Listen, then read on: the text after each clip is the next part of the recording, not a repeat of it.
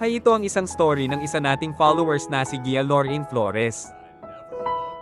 Nung first day ng school I was a player, naging player ako because of my ex, then halos every week iba-iba yung crush ko, not until I met talk with Erwin, this boy was the reason kung bakit nagbago ako, tinihil ko ang pagiging player ko.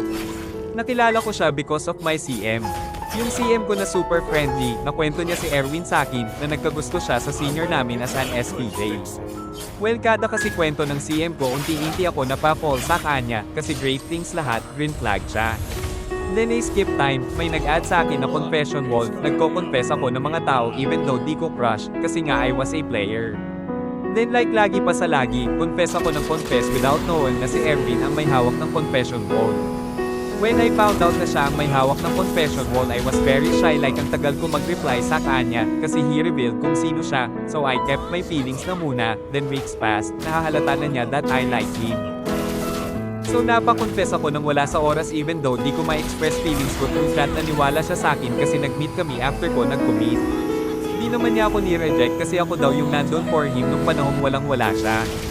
After that a few weeks passed being magkamuli courting me, well when he was courting me palang we already fought a lot to the fact na gusto niyang tumigil na ligawan ako. Di nagtagal I said yes to him, but that didn't last long, we both figured out na hindi pa talaga kami ready sa RS, well sinagot ko siya that time because I was scared to lose him. Well, the reason we also broke up is alis siya next year, pupunta sila ng Australia because of family stuff, then a few days nagkaroon kami ng closure, kaso wala, nadala lalo sa away, kaya he decided to totally cut connections with me, nagulat ako cause he loved me, well selosa ako and he hate it kaya yon, may balak sana kaming mag-CV pagbalik niya here sa Philippines kaso mukhang malabo, it depends siguro, kasi he said dati, right person wrong timing, yun lang hubo, tas ngayon nasa move on stage na po. Dito ko na lang tatapusin yung kwento, kung may gusto kayong story na ipakwento.